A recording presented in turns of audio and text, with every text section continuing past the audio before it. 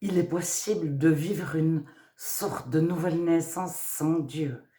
Plusieurs personnes ont vécu une expérience en dehors de la Bible, en dehors de Dieu, en dehors de Jésus, en ayant l'impression de repartir à zéro, de perdre leur acquis, notamment au niveau du comportement.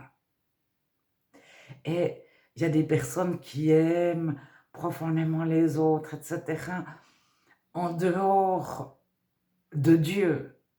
Mais le but du chrétien, c'est pas d'avoir un certain ressenti, une certaine paix intérieure, c'est pas d'aimer, c'est de connaître Dieu. Lorsqu'on a un amoureux, le but c'est de le connaître. Et quand on respecte quelqu'un, quand on aime quelqu'un, on y demande son avis, on tient compte de lui.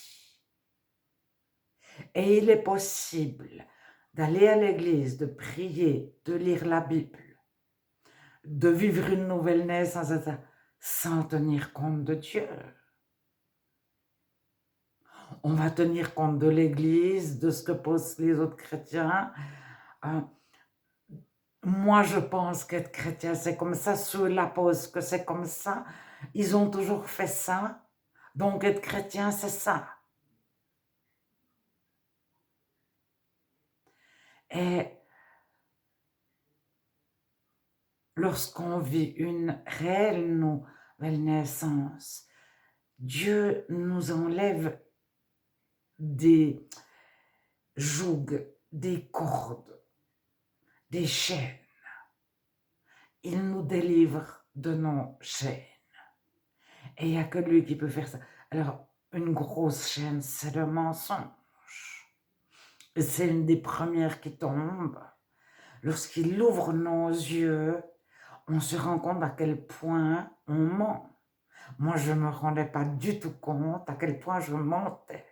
Mais si j'avais peur de quelqu'un, j'avais développé des stratégies. J'allais le mépriser, j'allais l'ignorer, j'allais surtout ne pas lui montrer que j'avais peur de lui ou d'elle. Alors, j'avais pas vraiment peur de quelqu'un, mais je réfléchis qui aurait pu me faire peur. Au moment de ma conversion, mais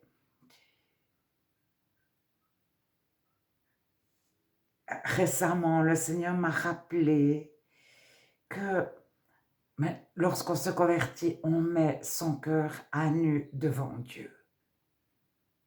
Et le Seigneur m'a rappelé ça. Et on dit, mais Seigneur, j'ai peur de cette personne. Et le Seigneur nous montre en une fraction de seconde toutes nos stratégies.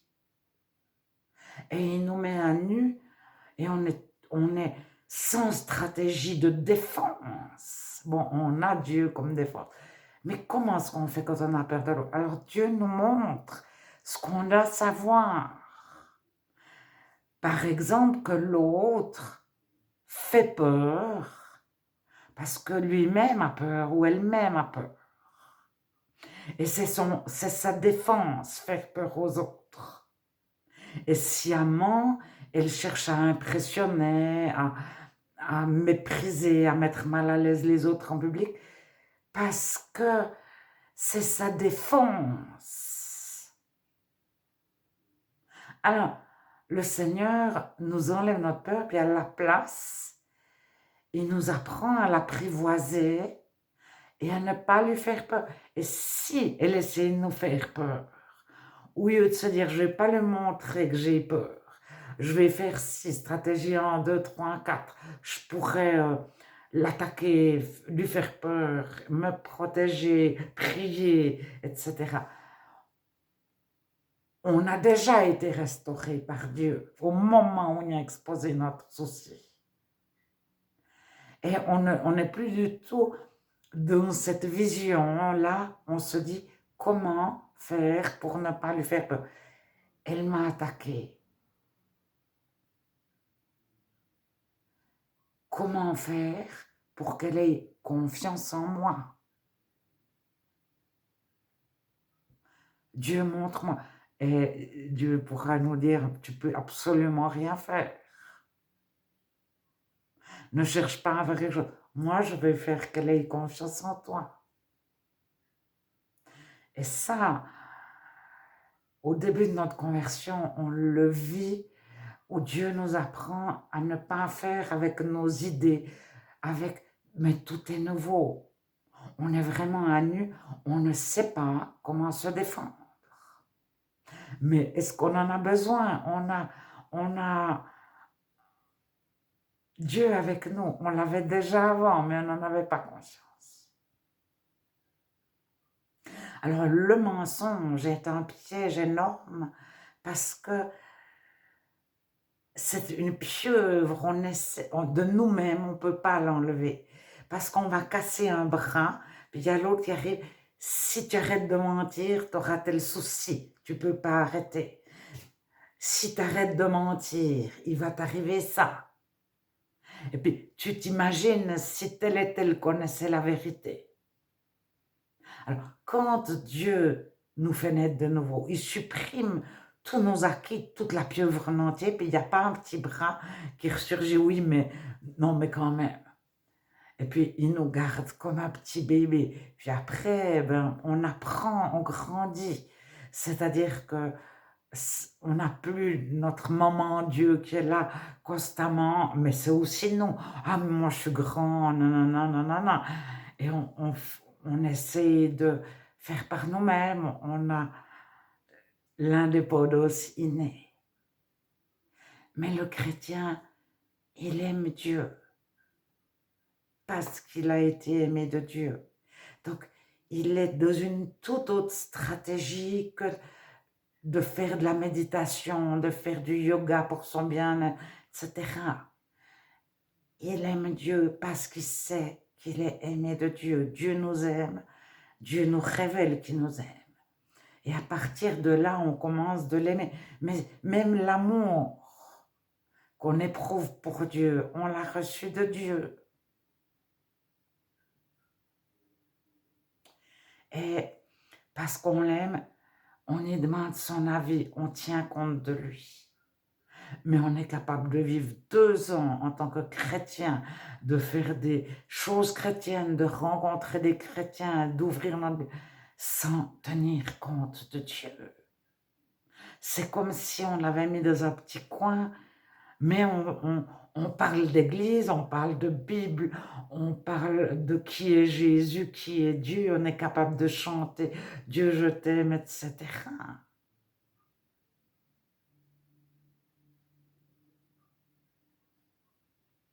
Alors, quand on voit des chrétiens comme ça,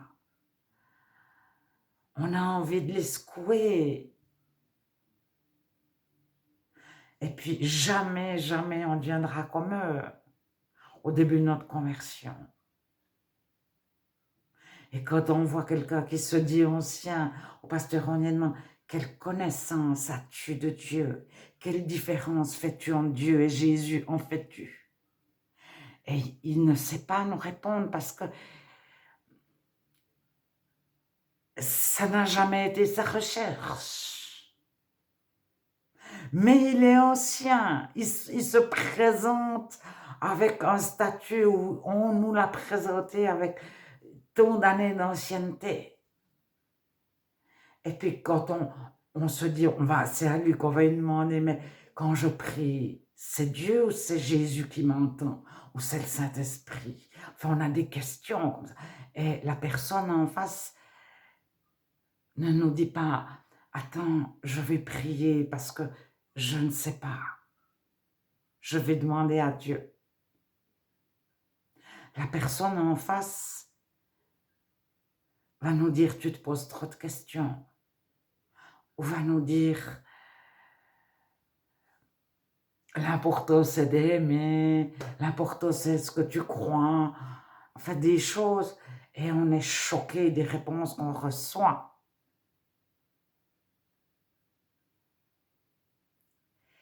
Et jamais on deviendra comme ces chrétiens-là. En tout cas, c'est ce que je me disais.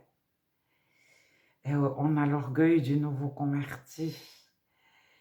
On a une telle joie, une telle paix, une telle assurance, une telle foi. Enfin, moi j'ai eu des doutes, j'ai eu un passage de doute, etc. Mais après, on devient solide et on se dit comment ça se fait que des personnes qui vont depuis 5 ans à l'église n'ont pas les bases et ne peuvent pas répondre à des questions élémentaires. On me dit, tu comprendras bientôt.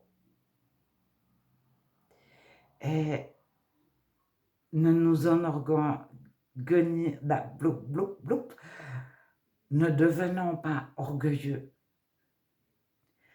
Ne pointons pas du doigt nos frères et sœurs. Parce qu'il y a un jour où on se réveille et on se dit, moi j'ai oublié Dieu. C'est ce qui m'est arrivé.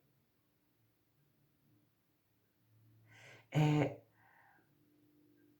j'aurais pas pu répondre à un nouveau converti. J'avais pas envie d'y répondre. Mais j'avais oublié Dieu au point de ne pas souhaiter entourer celui qui vient de naître de nouveau, ou le non-chrétien pour qu'il devienne chrétien. Alors, s'approcher de Dieu, c'est souhaiter faire sa volonté. Alors, qu'est-ce que c'est sa volonté? Et c'est pour ça que d'abord, il nous enlève nos acquis. Ça s'appelle avoir le cœur brisé. Ça s'appelle renoncer à soi-même. Ça veut dire qu'on ne compte plus sur nos connaissances, nos années d'études, notre famille, notre profession, nos années d'expérience. On compte sur Dieu. Mais même si on a 5 licences universitaires, qu'on vient d'une famille exceptionnelle, mais on n'arrive pas à la cheville d'avoir Dieu comme enseignant, Dieu comme Dieu, Dieu comme mère, Dieu comme père, Dieu comme médecin, Dieu comme frère, Dieu comme ami.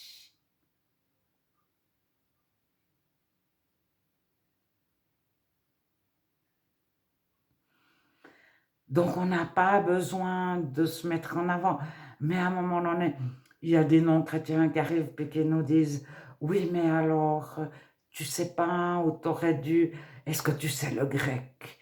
Mais alors, etc., etc. Et Dieu nous apprend au début de notre conversion à faire les choses devant lui. Tant pis si l'autre pense faux. On fait les choses devant Dieu et on passe tous, il nous met dans des situations pour nous apprendre que lui est là. On n'a pas besoin de se justifier devant quelqu'un, de lui expliquer, etc. Il nous prend pour un illuminé, ben il nous prend pour un illuminé. On n'a pas besoin de lui démontrer qu'on n'est pas un illuminé. Il nous prend pour une personne étroite d'esprit. On n'a pas besoin de lui démontrer qu'on n'est pas un bigot avec une morale, qu'on n'est pas là pour faire la morale aux autres. On est là pour aimer. Mais la barre, elle est autrement plus haute. Parce que respecter une morale, c'est facile. Aimer comme Jésus a aimé, la barre, elle est beaucoup, beaucoup, beaucoup plus haute.